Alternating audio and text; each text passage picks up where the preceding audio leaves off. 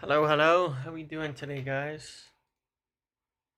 How are we? We good? This afternoon, morning, evening, overnight? How are we doing? I hope everybody is well.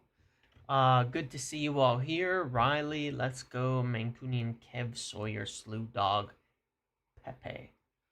And yeah, welcome. How y'all doing? What's up, JR? Tanned edition. What does that mean? Because I'm a little less red. Maybe it's turning to a tan today. Maybe. Big crowds around here lately. Yeah. There's no way you're live again. Surely there's not that much to talk about. Is there ever that much to talk about? I mean, we spent 2 hours yesterday, and there was a good chunk of yesterday's video spent talking about the booty of players that we were signing. So yeah, it's just a chill thing. I made a video this morning. I'll do some different types of videos in the next few days as well. But I don't know. During summer, it's kind of cool just to have these nice little lives. I've got a few things to discuss, though. I do have a few things to discuss. Look, no booty today. You're gonna love the intro. We do have an intro someone made based on yesterday's video.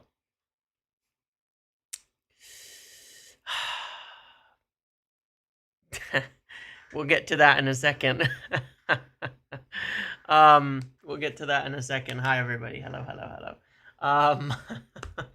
It's not even a Jevin intro. Somebody else made it. If you missed yesterday, there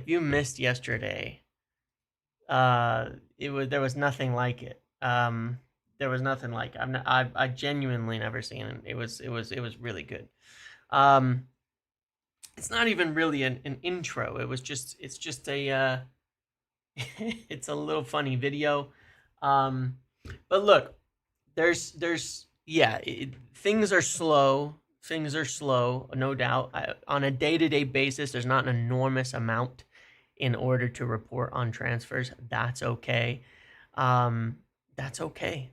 But one of the things that I try to do is fill the gaps a little bit with the little day-by-day kind of updates on the direction things are going, like we did with Mbeumo. And sometimes there's a huge payoff to that, where we do little updates and then the bombas come afterwards. So sometimes it's longer, sometimes it's shorter, but there is some news. Yeah, we'll talk about Mbeumo and his insane wage demands as well. But there is some news. I have like 4 or 5 little things to discuss, so little bits and all of that. While you're here flying in, please make sure to like the video. That always helps me a lot. We've been killing it lately, and it means a whole lot to me. Really does. Should be some interesting things to come. So if you missed yesterday, here you go. We're gonna do a tiny little intro video. Oh yeah.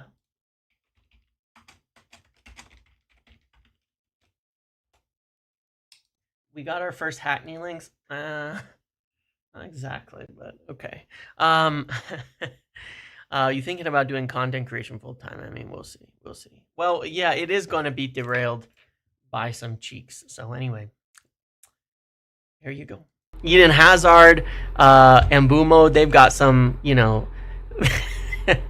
they are absolutely double cheeked up Monday through Sunday. You're an arse man, aren't you? His ass keeps him like a good 2 feet off of him. No, I'm saying you're an arse man. He's got that, that lower body that goes crazy. I knew you were, bro. You're an arse man. You're a massive arse man. I'm an ass man. It is what it is.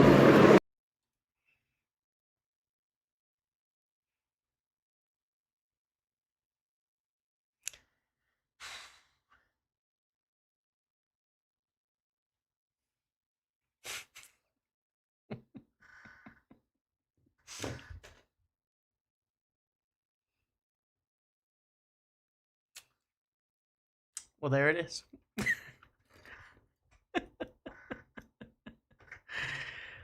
Oh,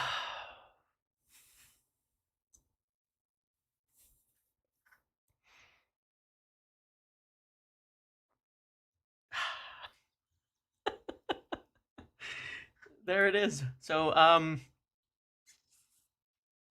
if you missed if you missed if you missed if you missed yesterday's video, if you missed yesterday's live, well, that's pretty much what you missed.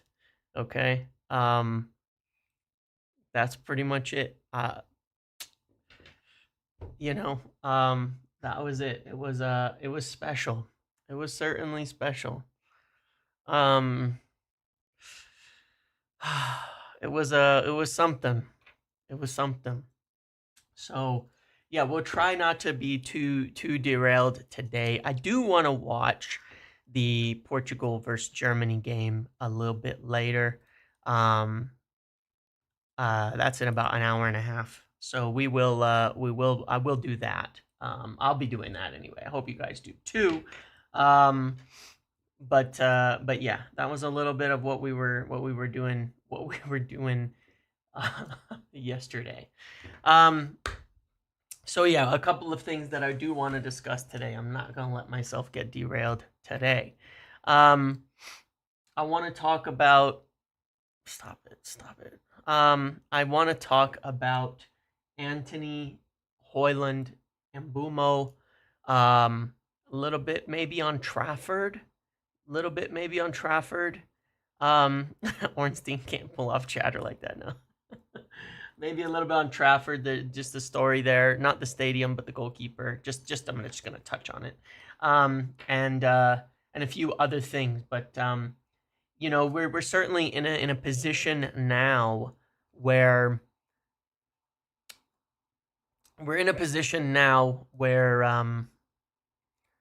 we really do need sales. We do need sales. There's no doubt about that. We really, really do. Ideal signing is Loftus-Cheeks. Oh man, that is crazy. Can we sell the women's team for PSR since the loophole wasn't closed? We could, but I sincerely doubt that United will be in a position that they want to do that. I don't see it being something acceptable I don't see it being acceptable for United Ineos to sell off parts of the club. I don't think that is going to be acceptable. So I doubt that does too much for us. So we'll have to see. I don't think that's going to give us much money right now. So at the moment, let's just talk first about Bryan Mbeumo, because that is obviously still the most active thing. It's not done. It's not finished as of yet, obviously, but we are expecting it to happen. There's plenty of feeling like it's pretty much gonna happen at this point, but we have to obviously now agree this deal with Brentford. The wage thing I did think was very funny, being written by Newcastle journalists, that he's getting 250,000 a week. These are things that are not, to me, accurate. I think maybe it's just, it's sort of funny when you start to see these stories come out from other sides, from other clubs and journalists and things pushing the wage up. It's always like that. It's the same thing I mentioned with Cunha. It was reported that he went from 120 to 200,000 from Wolves to us, but that wasn't true. He already got a new contract at Wolves for, I believe, 150 or 165, and he's expected to be in a pretty similar scope to that.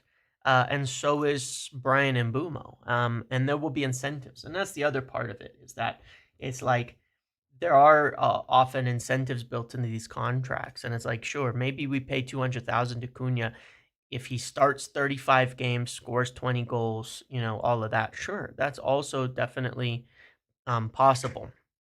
You heard that Arsenal was put off by a 30K. No, Arsenal was turned down from his side because why would he go to Arsenal? They have Bukayo Saka. And Mbeumo is a guy who's playing every single game. Look, I'm not gonna do a thing calling out and speaking much about like other journalists and things like that on what they're reporting, but there's a lot of opportunistic stuff that gets reported. Um, in my opinion, it goes over the top. Um,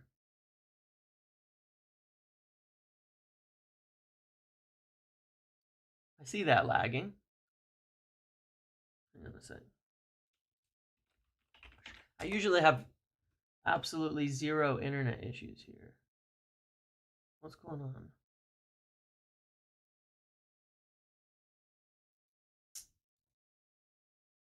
Ooh, it's real bad.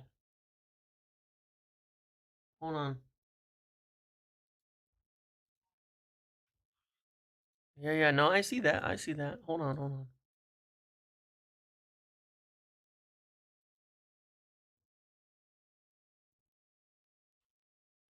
Mm,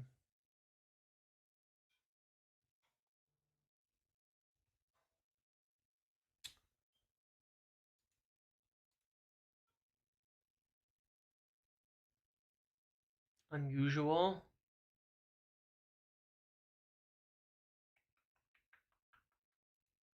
Let's see if we can fix that. Yeah, the audio is okay. It's just it's not maintaining a high um enough bit rate. I genuinely have no idea why. Let me pause something else. See if I can just speed it up a little bit. Seems okay now. It's getting better, yeah. It's still telling me like it's slightly below the correct bit rate, but it went up by like 3 times what it was before. So we might be okay. Yeah, we're okay. All right. Yeah, just something interesting there. Yeah, the Saudis are trying to get me, I guess. The Newcastles of the world. But yeah, anyway. um let's move on to what was I talking about? I think I was talking about Mbeumo in particular. And yeah, look, like I said, I'm not going to get into a big thing about talking about um different journalists and things like that. But what I would say is that generally speaking, United are pretty tight with the wages in general in terms of what they are offering. Their entire wage structure has been, limiting down to, keeping most every single deal under 200 under 200,000 a week. Hold on a second.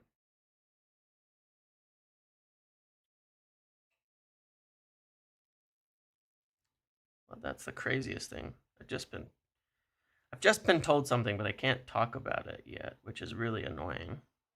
But it's another day, another time, another time. It's not like a specific transfer thing, so don't worry. Sorry, I just got really distracted by that message. It's not a transfer thing.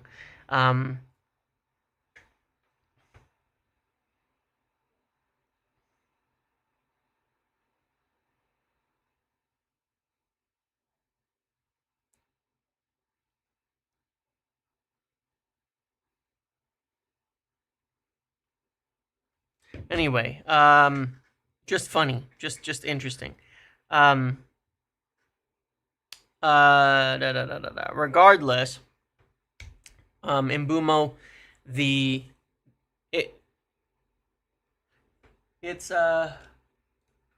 What the hell?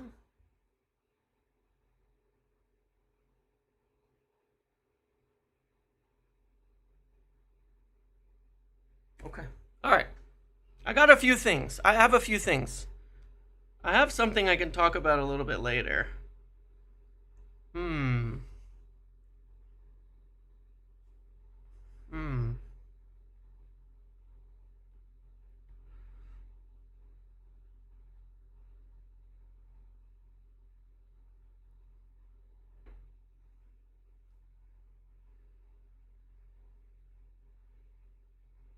Okay, I need to get back on track here so I can get to this later because I do have other stuff I want to talk about. That was like a really, really. No, I'm sorry. It's just sometimes I just get things like literally while I'm live. I didn't expect it. I just got a couple WhatsApps and I was like, what is that? Okay. Okay. No, yeah. It's Osimhen and Balaba. You're right. That's what it is. It's Osimhen and Balaba.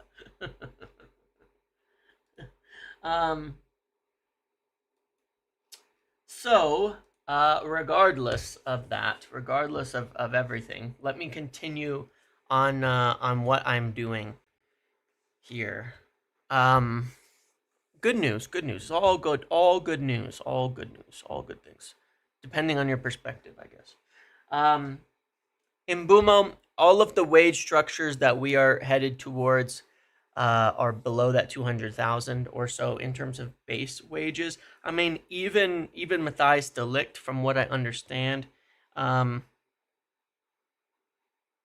even Matthias de Ligt, from what I understand, of course, was on bigger wages than what he came to us on, and it's pretty normal. So when players are coming from lower down, 50K a week, something like that, then they're going to get up to to the 150 to 200,000 mark for top players, but they're not going to go way above that. You know,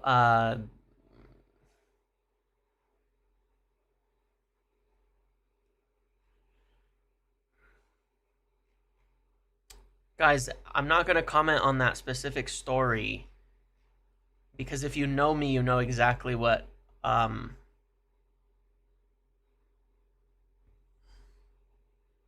don't want to comment on that specific story. I know. Listen. I don't want to say something here on live. Alfred, do you think it's a bit weird people consider 200K range a big deal? Half the players in EPL making that or more don't deserve it if you check the list. Yeah, I mean, big wages are. Yeah, there's a lot of clubs that pay those kinds of bigger wages. Yeah, I mean, look, it's that's all old.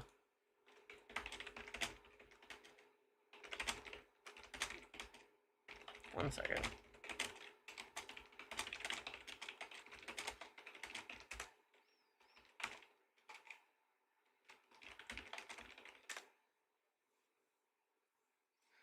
The real Mo Great. What about Angelo Stiller for CM? I've not heard of any even suggestion of a link to him for us, and I don't think that that's the case. There's no. I'm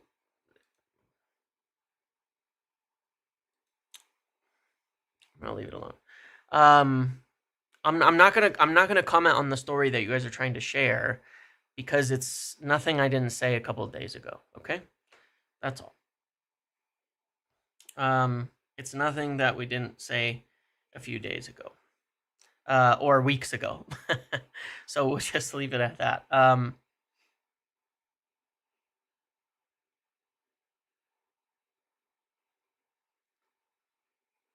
You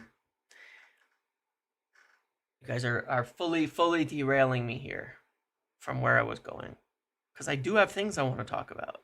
Hamza, who do we need to sell to get Gyökeres, and who do we need to sell to get a midfielder? And also, why are we not targeting SCM to play with Bruno, since we have Kabi as depth? I mean, good question. Good question. I would suggest that Who we need to sell to get Gyökeres is probably Garnacho or Antony plus Rashford are likely the things that we need to kind of shift there. To get a midfielder, we need midfielders to get out. We need midfielders to get out in order to get midfielders in. So the main one being sold is Casemiro. That's the main one being sold. Is Casemiro. That's the one that's for sale if they can, but he's only got a year left and it's going to be difficult. We really don't have like a huge route towards making funds in the midfield right now. We just don't. We don't have much there. Casemiro, because of the huge wages and the low remaining value, is probably the best bet. But it's I don't see it. There's nothing even solidly, in terms of any club's interest in him. Now, I think him having a much better season helps us a lot, especially the second half of the year. But yeah, Dwayne, with Inzaghi going, we should get Fratesi, Aslani, Barella. They would be a perfect match for Bruno. I'm not going to lie to you guys. I don't want to buy a midfielder from Serie A. Because, let's just look at a few things, all right? Let's just look at a few things.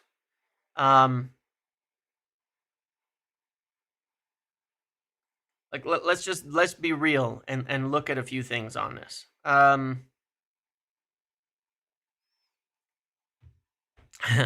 Who was performing for especially older ones? You know what I mean? Mkhitaryan was like, and then you look at him against, and then he goes to Italy, and you look at him. He didn't perform for two teams in the Premier League, and then he goes to Italy, and he's like great, and then you see him against PSG, and you're like, excuse me, like it just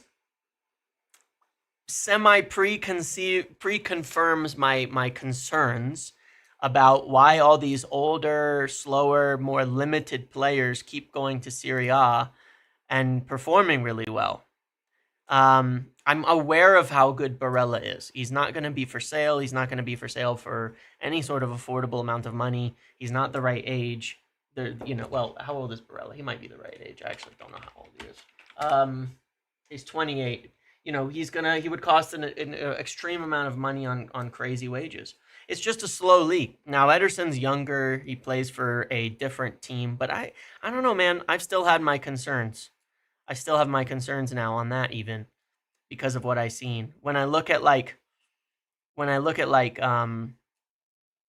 what these guys have done against this, like you look at what Ashley Young did there. You look at so many players that went there and then were like apparently great, but in the Premier League they were finished.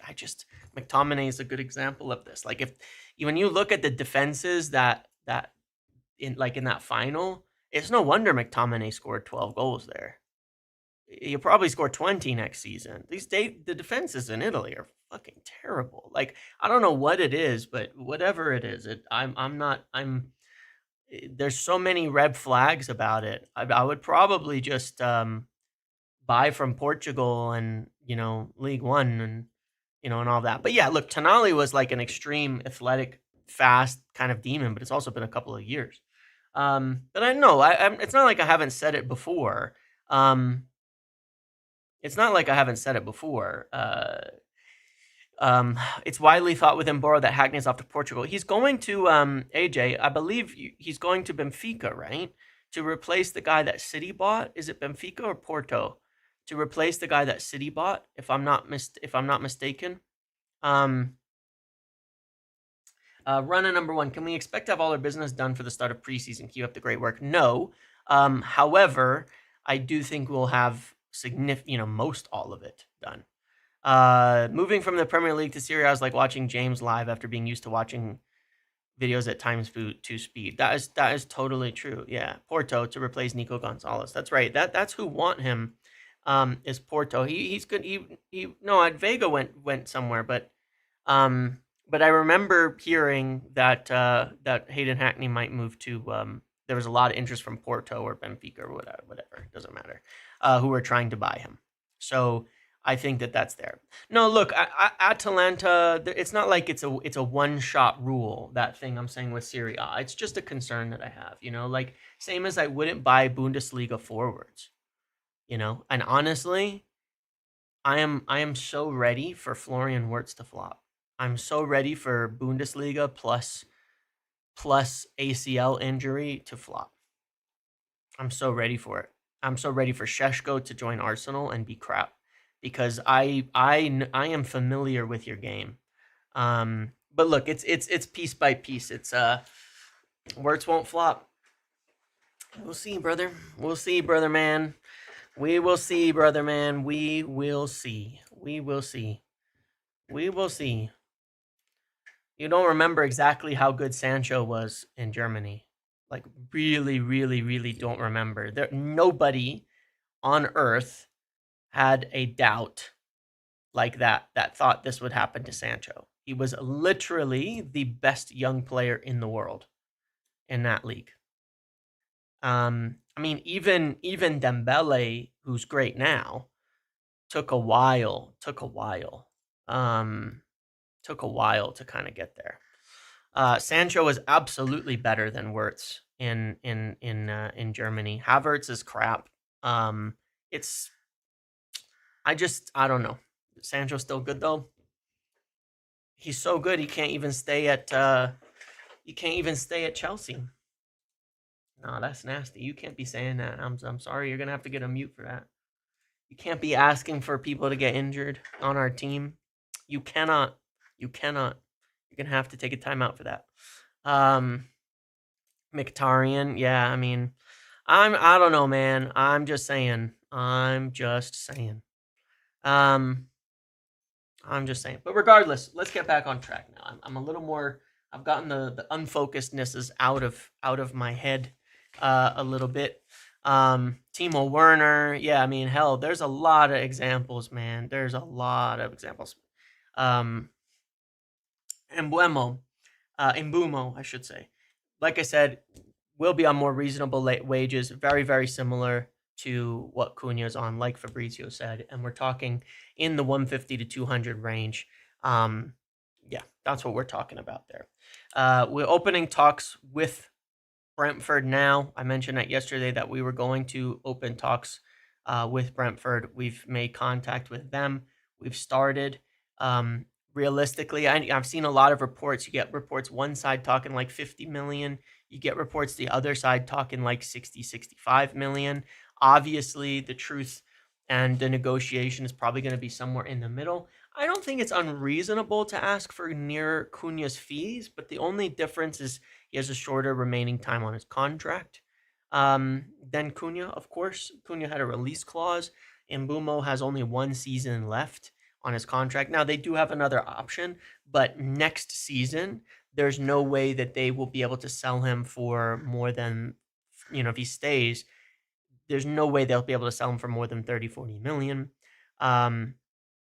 Obviously, unless he has like a 30-goal season or something crazy. But, next season, if he goes down a little bit and has 1 year left, then it's going to be even worse. And when you trigger that +1, again, sometimes there are clauses that mean you don't even get all that money. So this truly might be their last chance to cash in on him at all. Next season, selling him after the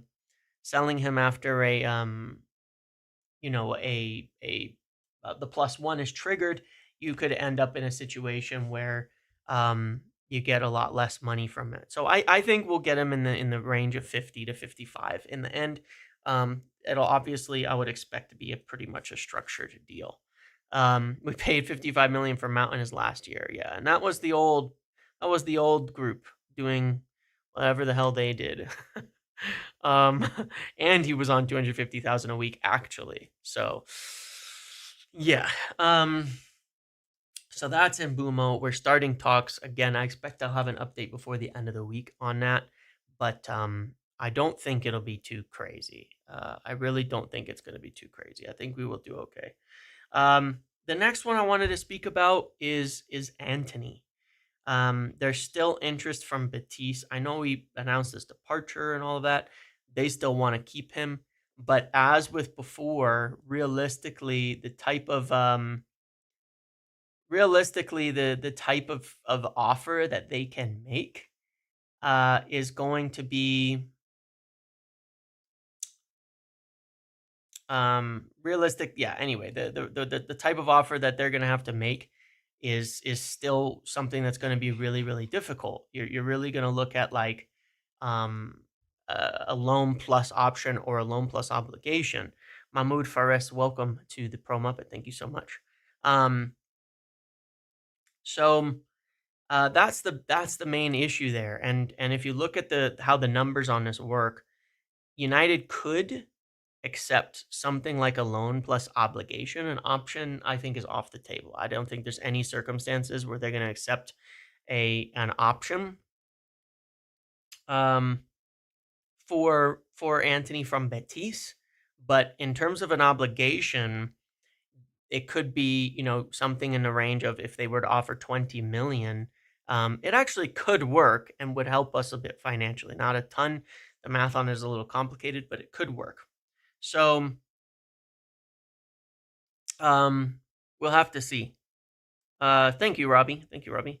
No, and obviously no break clause. I mean, look, here's the thing, all right, about the obligation that I want to talk about. I want to talk about that obligation for a second. Yes, it had a break clause. The problem is, okay, why did it have a break clause? I want to explain the specific reason and why it's not something you should expect to happen again. It happened late in the window. They hadn't agreed a contract with Jadon Sancho. You understand that's why it had to have a break clause? The break clause essentially was, if we can't agree on new terms with Sancho, then we're going to need to execute a break clause, because they didn't agree a contract ahead of getting the deal done, because it was done so last minute. This is a highly unusual circumstance, because you couldn't make it work. Like you can't get an obligation done without a contract, because they can't buy his rights without agreeing a contract with him. Do you understand what I mean by that? So effectively, you're talking about it being, we had to, because they didn't agree a contract before, and that's because it was so much done on the final day. And there was fuck all we could really do about it. The fact of the matter is, as annoying and irritating as it is that break clause was in there, if there was no break clause, then he would not have gone to Chelsea in the first place. And we wouldn't have gotten some of those wages covered, and we wouldn't have gotten 5 million for the season. So in the end, we still made 12 million back on this deal over the course of the year. Without it, it wouldn't have happened. It was not going to happen in the first place. So, that's the unfortunate part of it. But these are, why these things happen to us? The simple answer is because we have all these guys who are no good on huge contracts.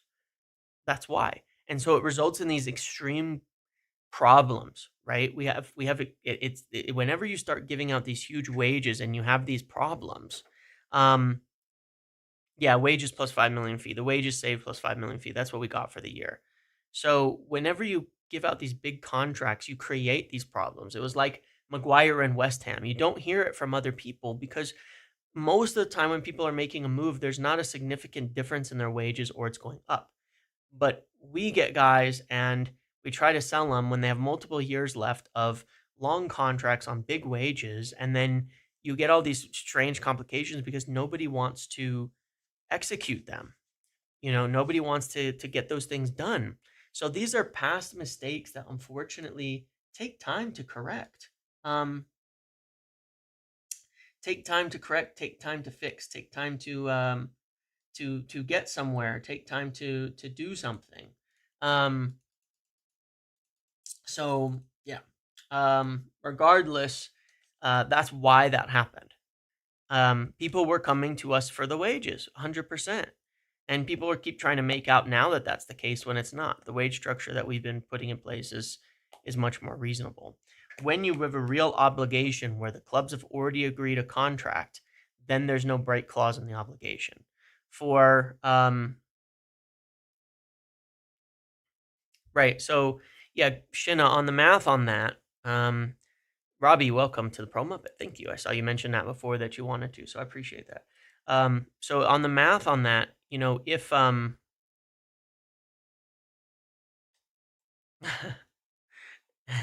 that's a good one. AJ, you met with Ed Woodward earlier this week. Nice enough, but a football exec he's not. What's worse, he knows. I've heard plenty of similar things like that about Ed being a decently nice and helpful individual, but should just never have been in the position that he was in, and he is well aware of that fact too. That is pretty funny. Definitely far from the first time that I heard that. Hold on. Shout out to my Pro Muppet. Thank you, Chris Savari. Thank you. So with Antony, yes. So we bought him for, what was it in the end? Fucking hell. I still can't believe this number. 80 million over 5 years, and it's been 3. So he still has, 32 million remaining, and it costs us about 16 million a year. If we sold him as an obligation for 20, I just want to explain the math on that, then we would charge the remaining 32 against the 20 and be minus 12, okay? But over the course of the year, we would not have a 16 million amortization charge, and that would save us about 4 million. Not a lot. So at that level, I accidentally hit record. At that level, it's doable to get him off of the books, but it does very little for us, aside from potentially, of course, ensuring we don't have to pay his wages in addition for the rest of the season, so long as there's no complication for that. So that is, we will gain a little bit, just a little bit. 4 million, doesn't that math work only before July 1? No, it doesn't matter. Amortization is daily, so it doesn't particularly make a difference there, okay? So there is interest there, and I think that there's something where we could see him still end up at Betis because they want to talk about it some more, and we're expecting to have more discussions with them. But obviously, the hope will be that the better offers come in from places like Leverkusen and others, Atletico. All we need is 30 million, and it makes a great deal. It makes a great deal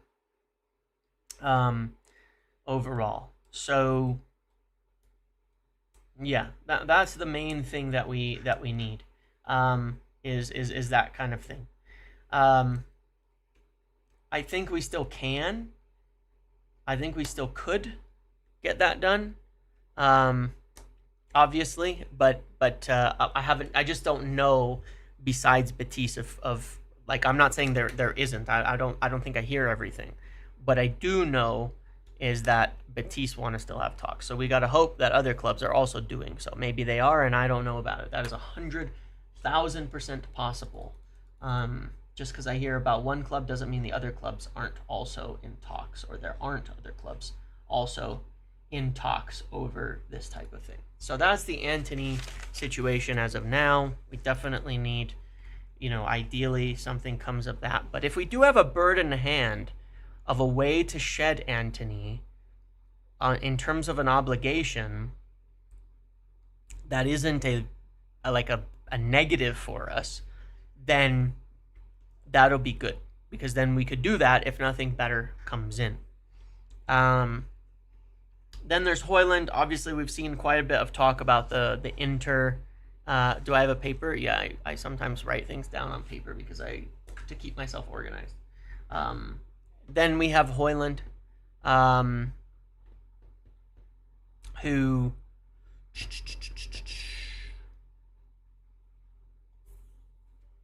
obviously we're kind of expecting Inter.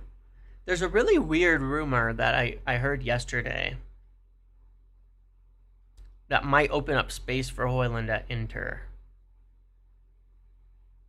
And it's like kind of almost crazy enough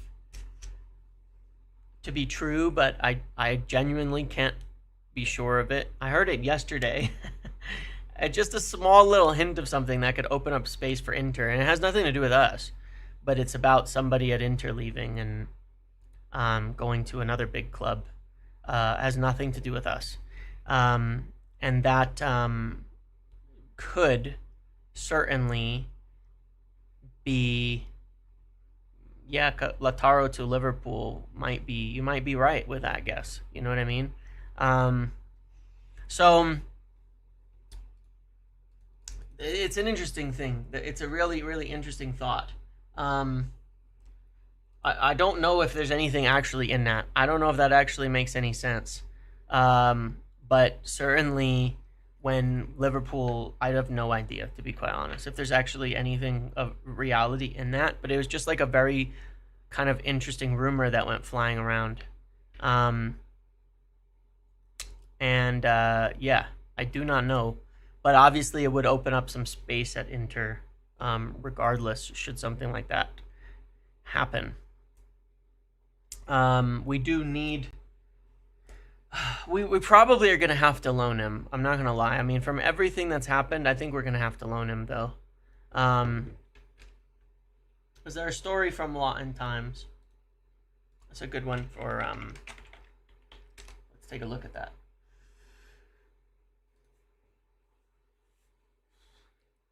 Is the Inter scandal real? I've got no idea. This is fine. This isn't a big deal. This is good. This is okay, and it's not what people are gonna make it out to be either. Here, I'll pull the story up in a second, and then I'll explain it. Hamza, your media literacy, I gotta say, is absolutely horrific. You have the worst opinions on earth. You have no idea what you're talking about. You genuinely don't, and it cracks me up. You're here a lot, we talk a lot, it's all good, but you genuinely don't have a fucking clue, man.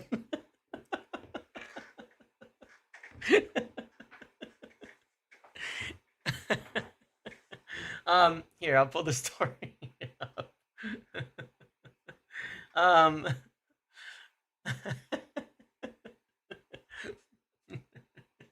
Hold on. Here.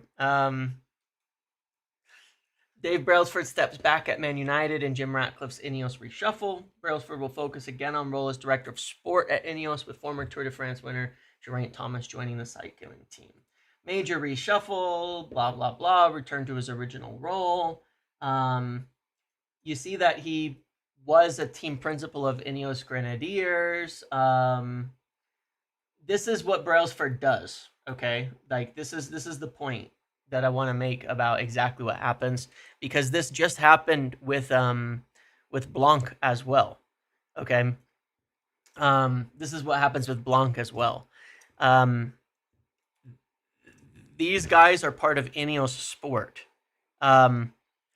They come in to new projects and make people do things and get things going and rolling in transition while here, I'm just gonna tweet because people might actually want to hear this in general.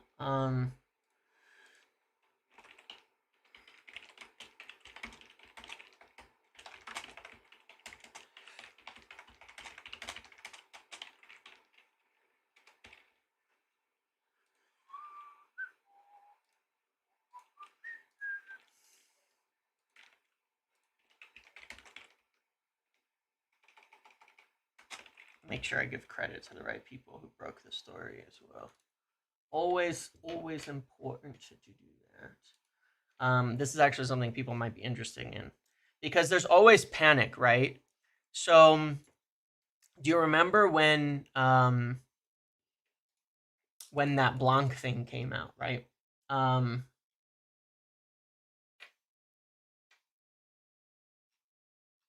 and it was like immediately people were like, oh my god, we've lost Blanc, we've sacked Blanc. Blanc is, we've already lost the CEO that we recruited, and there was like this huge public freak out about Blanc. But this was always the plan, okay? This was always the plan. Blanc came in to help set up the basic structure. Riveting watching me tweet on live. I know, very riveting. Blanc came in to help essentially set up the structure. That's what Ineos Sport is for. That's what Blanc has done. That's what Brailsford has done. Go to different projects that Ineos Sport set up, help them put their team into place, and then move on. Do what they're there for, establish things, set it up. We did major evaluations on, for example, the the medical side of things, the overall performance. Here, credited by the British billionaire with overhauling the performance setup, the 50 million redevelopment of the club's parading ground, and drawing up the plan and a first championship for the women's team. So, point being that I'm glad it actually mentions the women's team, that they have a plan for the women's team to win a championship as well.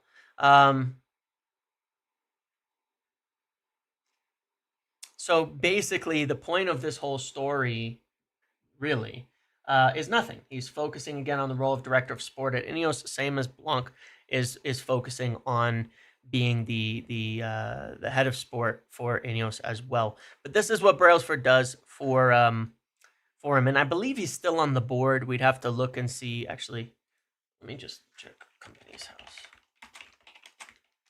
I'd have to just check if there was any change in the filing. But essentially, yeah, all that this is saying is he's done his job, which was the point. And people saying glad he's gone and all that, you'd have no idea what he actually did. You genuinely don't. Because there's a lot of the good things that are happening that he was heavily contributing towards in terms of putting the people we have in place now, which I do think is valuable. I'm trying to find. Let me find the right one. If there is a filing on this, there may not be.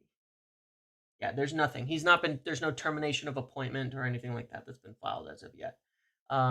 So he will likely remain on a certain part of the board. But what it does mean, is that Brailsford's finished with whatever was considered to be his job to establish himself. And he was never intended to sit in there and make football decisions and things like that, only to fill the gaps. Here, I'll pull this story up again just so we have it. Only to fill the gaps and get people in there and get people set up. It's an Ineos reshuffle, not a United reshuffle. You understand? United's structure is in place. United structure is there. United structure is established. United structure is when we're there. So essentially, even Issa's getting rattled with Hamza's shit takes now. That's crazy, man. That's crazy. But look, this is what they're supposed to do. Come in, set things up, put it all in place. He had a big part in a lot of the overhauling of certain medical aspects and things like that. I do think there are big positives there. Part of it, the performance side of it, again, the Carrington rebuild, which is supposed to be done this summer. The medical thing is interesting because you realize by the end of the season, we had players like returning so early that, you got to wonder, did they get some of Brailsford's secret sauce in there? Is that the standard practice at United now? Did we get that done? Jason, as per reports, Lissandro could take part in preseason. Sir Dave Magic. Exactly. That's exactly what we were just discussing. Just curious. People are suddenly coming back a month, weeks early. versus in the past seeing that people were coming back later and later and later. And I'm thinking, maybe things are all set up properly now, and we have no more need. We have no more need for Sir Dave. Avid watcher who never comments. I'm leaving a comment just to tell Hamza to stop with the terrible opinions. But no, look, overall, the whole thing has improved in that respect. But regardless, whether you think it's improved or not improved, what the story tells us now is that it's done. It's set up. Everything that they needed is in there. And it's only good news to me having less non-football people involved, because that will only happen because we have people established who are on the football side of it that we trust running things. So we hired like these performance analysts, we've hired data people, we've put everything into place. Now we don't need anymore. We don't need them anymore. So they're all off. They're all gone, and it's just the football people left in place in terms of taking an active role, and that is good. Has Gary O'Driscoll or whatever his name is already left? Yeah, that was my story actually that we broke. That Gary O'Driscoll and the other doctor are leaving. The other doctor left pretty much immediately, while O'Driscoll is staying until he gets a replacement, and they're working on that. But you don't need Sir Dave to do that. We don't need Dave Brailsford to do that. We can hire a doctor. So not a big deal. But just to explain it, this is a part of the process. There's nothing that should be taken. I mean, there's nothing that should be taken negative or positive in this, except that whatever the project was he was hired or set by Sir Jim to do is done. And that will mean that they are in a stable environment moving forward. And to be clear, I think that is a factor. The season was a mess. Everything was a mess. There were so many changes happening, so much going on. There was a point where Sir Dave was essentially like in charge of Carrington. You understand what I mean? Like when they came in originally in the second half of Ten Hag's season, he was essentially in charge of everything over there. And he's not the right guy to be in charge of that. Then obviously once Wilcox is established, once Barad is established, once all of that stuff is happening, then he's no longer needed. That's no matter what, that's a good thing. And hopefully what it indicates to us, hopefully what it means is that we're kind of done with the chaos, right? That we're kind of done with the chaos essentially. Yeah, with the immense changes for change's sake, with all of the endless overhaul, and now it's a stable, structured environment for everybody to speak on. Now, Ruben Amorim spoke about that too. Dylan, welcome to the Pro Muppet. Thank you. Dylan, Amorim spoke about that recently, talking about how much has changed behind the scenes during this season. And that, like changing who was even in charge of Carrington and changing who was in charge of this. And so, yeah, I won't belabor the point anymore, but to me, it's just a simple implication that it's over. We've set everything up. Hopefully it means we don't need more crazy changes or anything like that moving forward. So yeah, that's my feeling. That's my belief. You might as well, Smokey, because it's just he said enough that he's derailed. He can come back tomorrow. He's just derailing the chat now. You can come back tomorrow.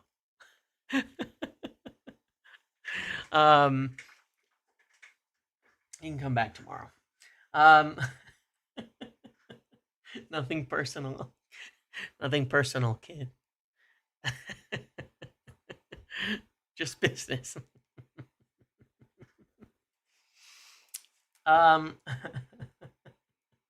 Anyway, moving on from that. There you go. It's over, guys. I'm sorry. The structure is set up and importantly functioning optimally and effectively. Right. That's the idea. Hopefully it just means we have a steady ship moving forward. Okay. 86,000 seconds. How long is that? Let me do some quick math. 14. Oh my God. Oh, it's 24 hours. Okay. That makes sense. 24 hours. There you go. So anyway, that's the basic explanation of everything. All right. Um, of what this all means, essentially. So nothing much to worry about there. Let's talk about keepers really quick. Because I know you guys have been asking me tons and tons of questions um, on this for a long time. And what if you've been following for a while, I wanted to discuss Trafford briefly.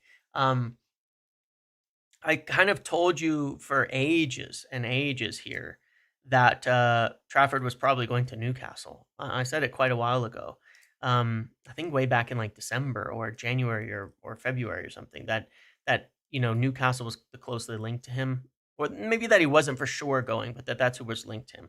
We've looked into Trafford on a few occasions over this whole year, a bunch of times actually. But the biggest issue that we have in this in general is that he will get the first job at Newcastle. He will be first.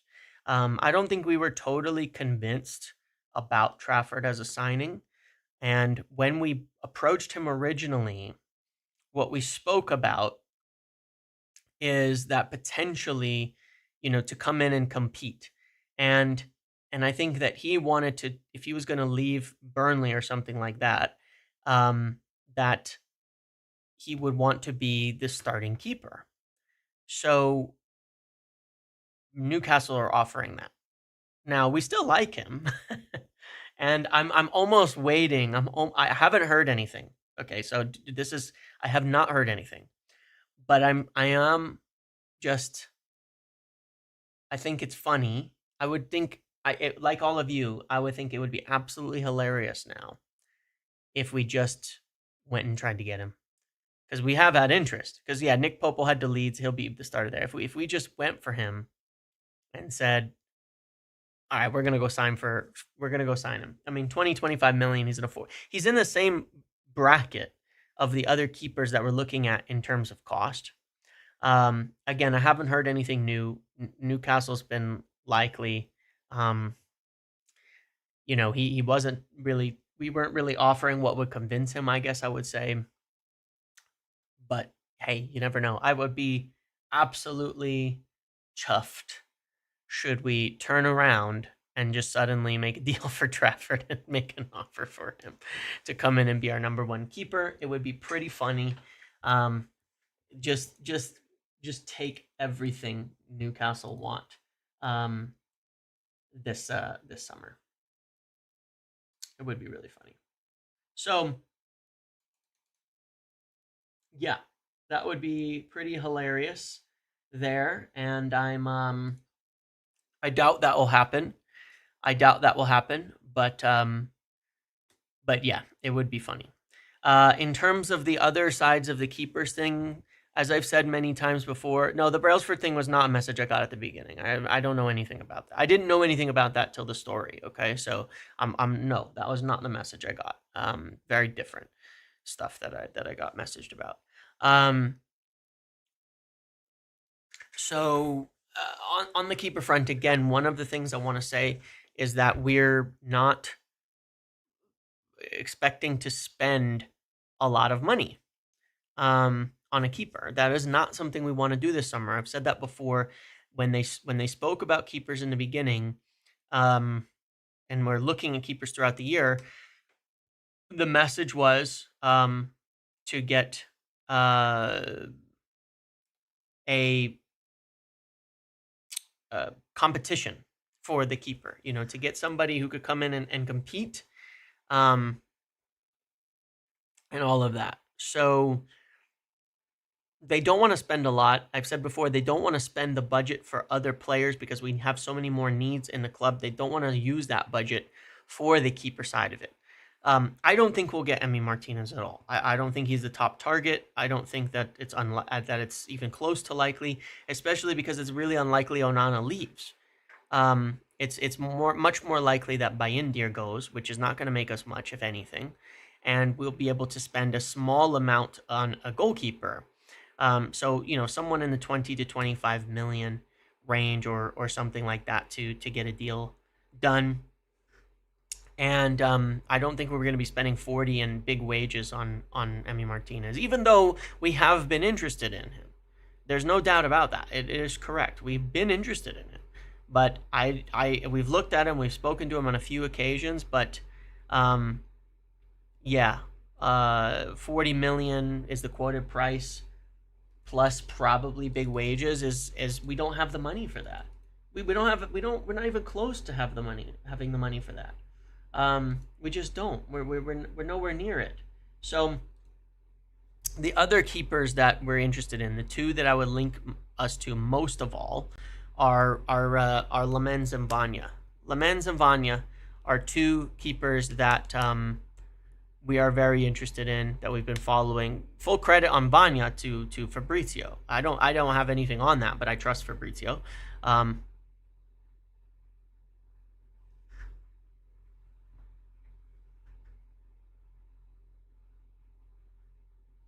Listen, when you're in the States and you see someone just run by quickly, you gotta be careful sometimes.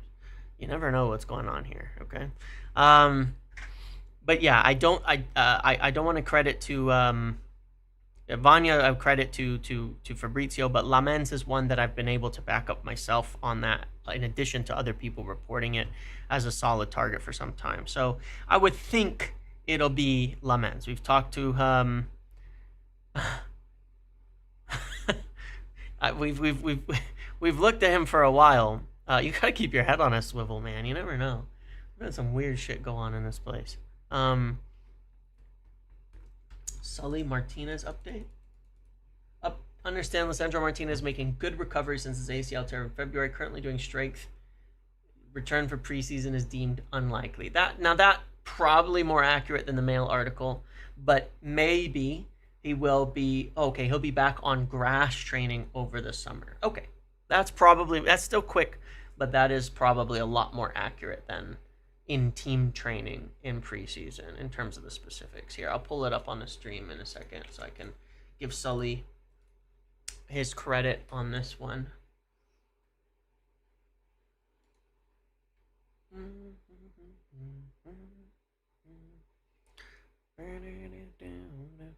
Here we go.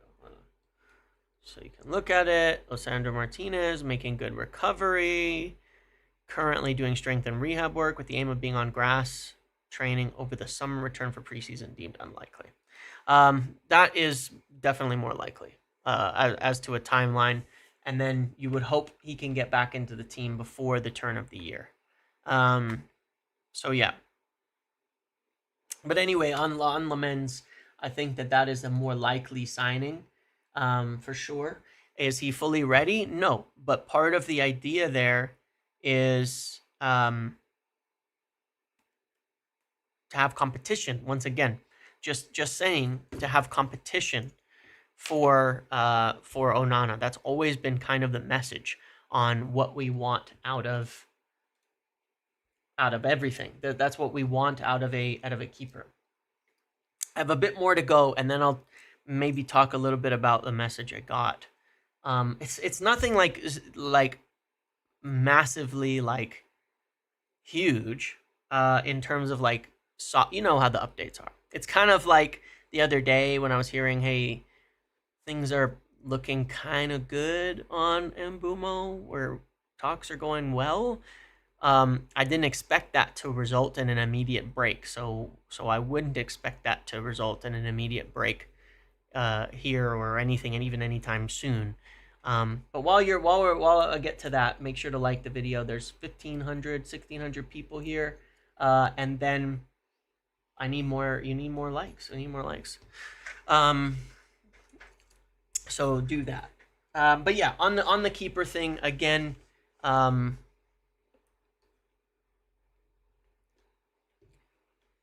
I think it'd be more likely something like Lamens on the cheap, somebody to compete with Onana and maybe take over eventually.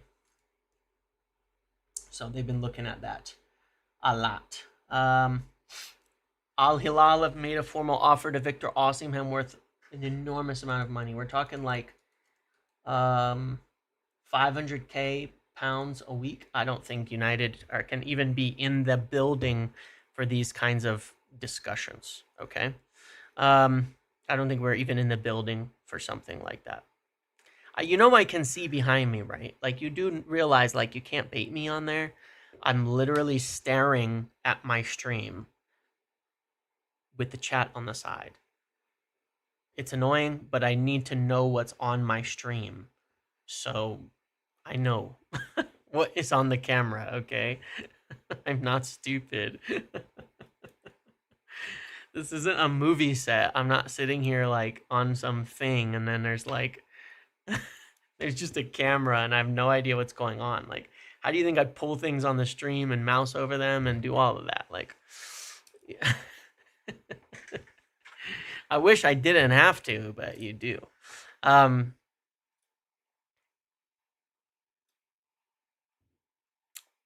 Where's the lawnmower guy? I don't know.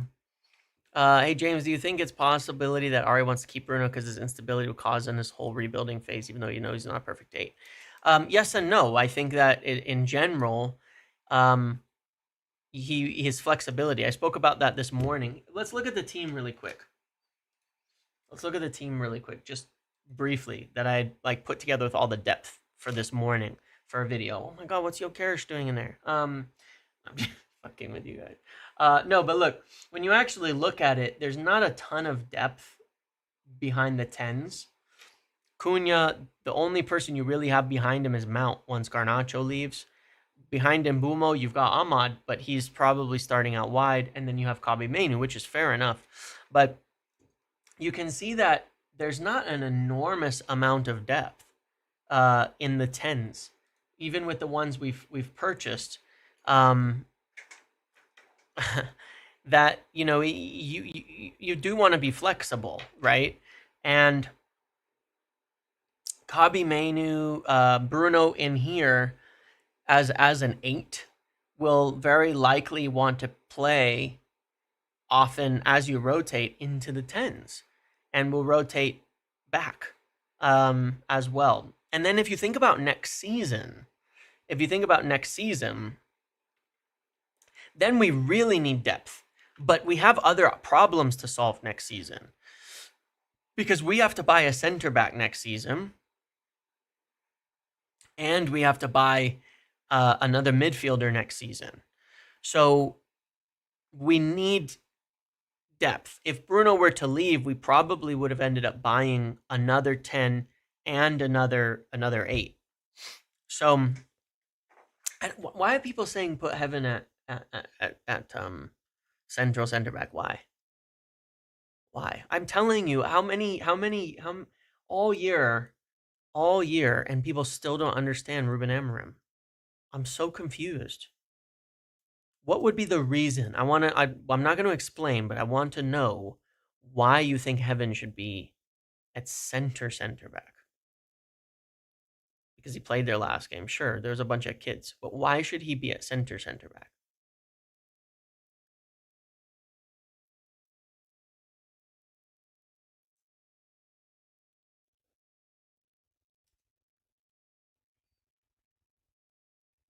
Because I think people look at like passing and then say,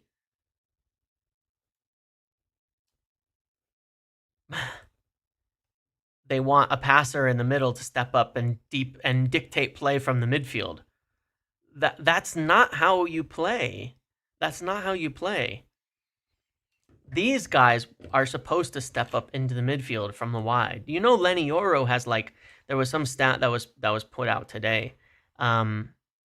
Your best passers and your best ball progressors need to be in the wide areas. Again, your best passers, your best ball progressors need to be in the wide. It's the same thing where we signed Lenny Yoro and people are like, oh, he's going to be a center back. We had the same discussion last year, and we signed Lenny Yoro and people are like, he's going to be a center back, and he's never played there. He's never played there for us, because you want your pacey, good ball progressors to play out wide in an Amorim system. Nishmak, Bruno and Ugarte is an invitation for teams to play directly through us. Only we would start 2 kids in the back line without any midfield presence. Well, we don't have a no midfield presence, but fair enough.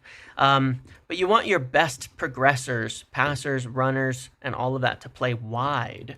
to play wide from Amarim's system. I don't agree with it, but they're talking about when you build from. I know, but what it tells me is they're still thinking we're going to build up via the midfield. That's like the still ingrained in people's head that the central center back steps into the midfield and becomes like a deep lying playmaker.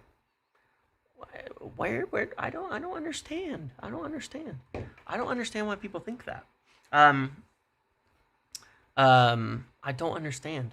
It's still much more of the build-up comes from the wide players, and it's always been that way.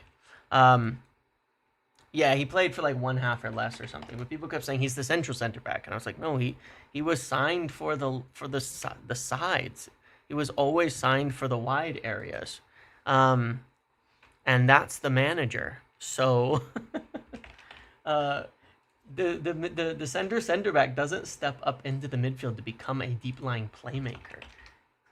That's not why they're stepping up. In fact, like one of the main complaints has been they're marking themselves out very, very often by being in that position. You want to see? I'll show you. Okay, at Sporting, yes, I understand to use Diomande in the midfield. Now take a look. Take a look at the numbers so you can see it for yourself, so you can just kind of understand this. Ready? Are you ready? Okay. This is Inacio, his left-sided center back, progressive passes, carrying, okay? This is his center back, who is in the, what is it? Where's the progressive? 17th percentile for progressive passes. The inverted center back is not your build-up guy. The central center back is not your build-up player. Amarim's team does not build up from the center, okay? That's why the center back is hidden from the kickoff if teams are going to press the keeper. He is not going to be some sort of deep-lying playmaker. So Heaven's passing ability, yeah, every goal kick the center back steps into a double pivot. So Heaven's passing ability makes him go to a wide center back position. That's what his best skill set is for. The best progressors, you want out wide. So there's no reason to put Aiden Heaven in the middle, especially because he has some of the best recovery pace in the team as well. As we saw like versus Villa, he's got crazy recovery pace. Again, you want that in your wide center backs. You want that out wide. You want them to run. You want them to be essentially able to chase down people. The structure hasn't proven not to work. It's the players that have proven not to work. There's time. There'll be time to sort it out. Wide CBs pass to the 10s and to the wing backs and all of that. Yeah. Why not have good pass? Well, sure, you want good passers everywhere if you can, but in terms of progressions, it all comes through the wide area still. No, they're part of the build-up for sure, Connor, but they're not the progressors. Like, the volume of passing is still super high, but they're not the ones breaking the lines. It tends to come from the wide area. So when you have somebody dictating play from the back, breaking lines and things, you want them out wide. So we'll probably replace Maguire, next season. But yeah, I think Heaven and Euro are perfect wide center backs. They're pacey. They carry the ball well. They pass the ball well. They can progress it. They're perfect. They're perfect for those positions, I think. So that's what I would like. One day, make your United 11 of all time. Sure, I could do that one day. Who do you think is the best passer? I mean, Lissandro for sure, but in terms of the fit players, purely passing is maybe Maguire, but when you're considering carrying and things like that too, it's probably Oro. No top 10 club plays 3-4-3 and for good reason. Okay.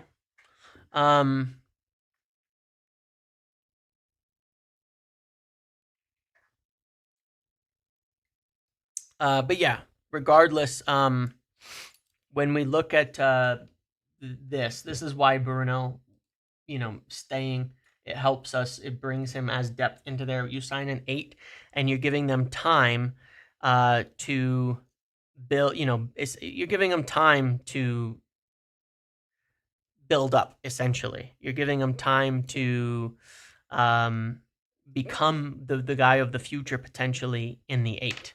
That is definitely part of the plan in the future. So I can see why they want to do it, but a striker is still the priority. A striker is still the priority at the moment, and it sure should be. I mean, Amram's made it pretty damn clear he wants to play with a striker, and he also says, he's made it clear he wants to play with a striker, and he's also made it clear the striker's not good enough. Listen, people can say whatever they want. I watched Inter do it under Inzaghi in a Champions League final. And did they lose 5-0? Yup. But that's not going to rewrite the history about what happened. And all the praise for his management and his style and how good he is as a manager all year is not going to be written off by one game. They did the exact same thing in many games that I've watched them under Inzaghi, inverting the central center back the same exact way and building up almost the same exact way. King Ragnar, hey James, just got here. Have we signed Gyökeres? No. Any goalkeeper news? I did talk about that. You'll have to go back like 15, 20 minutes to get to that. 2023 final is a better showing. Yeah, and their Serie A performances and all of that. They definitely lost. It has, you can see that the squad was just not suitable, but it wasn't tactics in that sense. But they did the same inverted center back thing in the final. You do want a central center back to play switches, but switches are wide. Switches are wide passes, switching the play from one side to the other out to the wing backs, not necessarily progression. But yeah, Inter way too slow, but they literally play the exact same shape in many, many instances. Okay, so regardless, this is why Bruno. And look, next season, center back, number 6. Unless Casemiro goes now, then maybe we can do it sooner. The strikers is still a big thing. Braithwaite would be nice, but I also think he's better as a wide center back because he's so pacey. He's so good defending, running backwards in the channel that I think it would still be fit there. So lastly,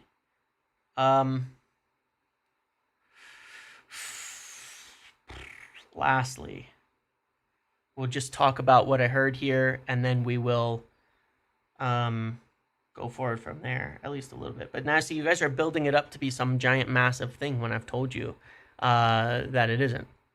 I just said I got some messages. And so let me just think how I want to say it, because you guys are built it up to be something huge, and then it's going to get aggregated everywhere, and that's not what it shouldn't be.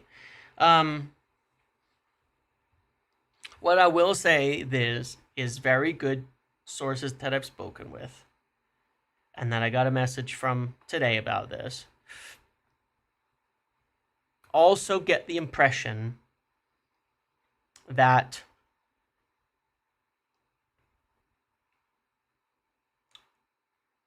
I have,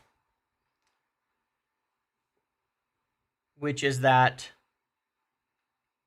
Tubbs percentage we get Gyökeres boss, which is that, like, once we get through our other deals and make our sales, there's an expectation among people that Gyökeres is just kind of there for us, kind of waiting for us, and that it's the main clear target that we have on the table for striker, and there's people that expect we're going to do it once we get the sales in. And so it's just another source of information, a good source, essentially confirming to me that that is the plan, that once we can sell and finalize our other deals, then he'll likely come to us, and that from the player's perspective,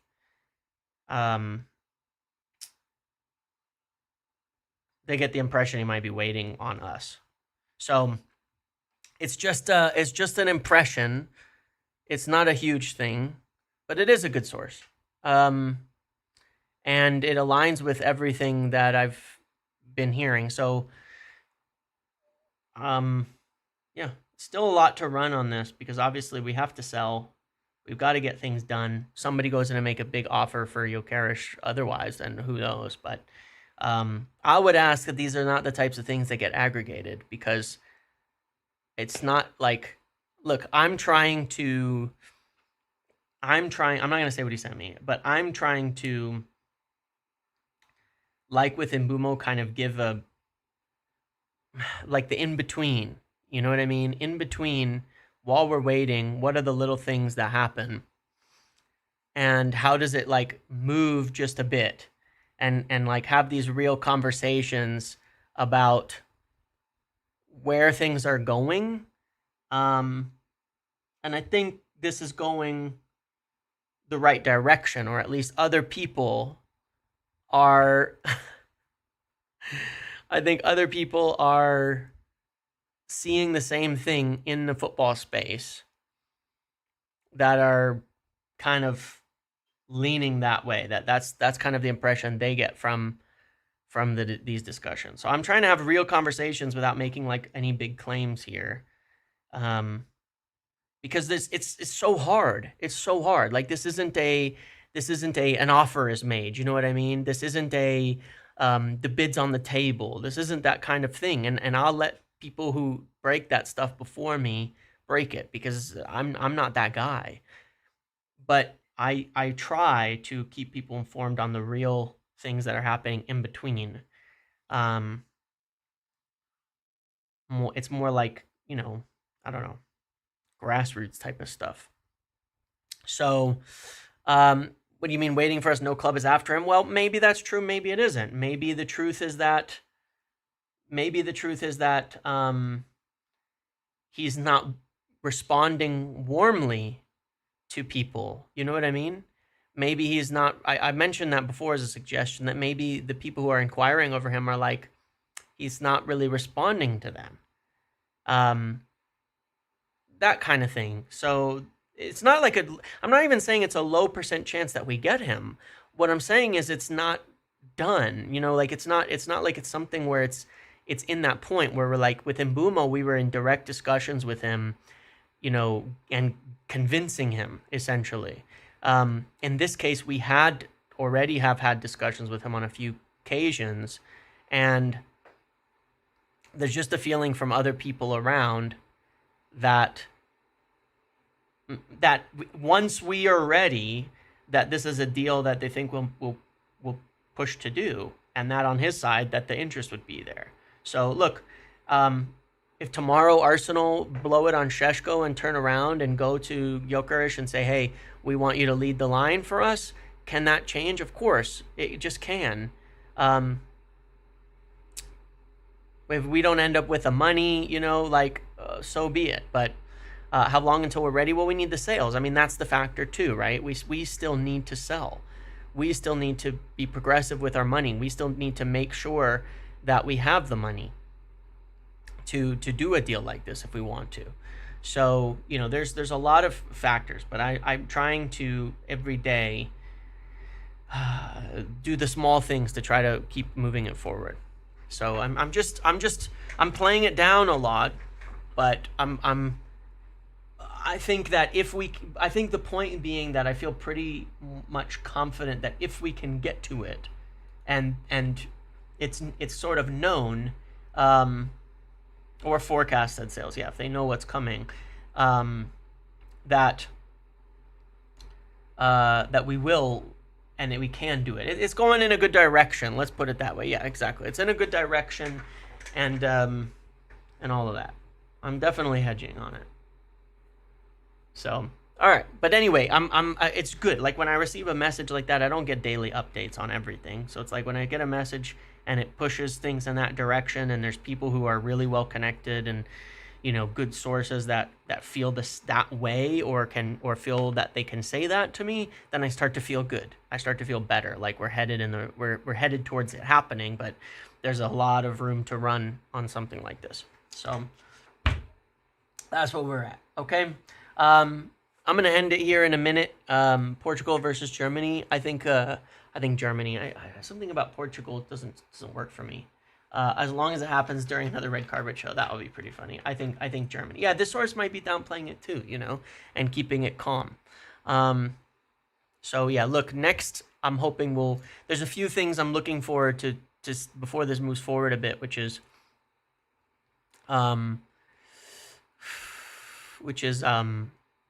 the Mbeumo deal getting done, and we need to get a little more progress on sales. And the longer those things take, it would obviously make it harder to get this kind of thing done. But the quicker those things get done, the better.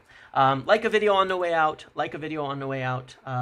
Please get it over 500. I appreciate you all speaking and hanging out with me today and having a good stream. I appreciate you all watching my videos. I appreciate you all taking part in the community. I appreciate you all very much for being a part of this. Smash the like button, subscribe, turn your notifications on. Thank you for the new members today. Thank you for the donations. Thank you for everything. Enjoy the game. I will probably see you guys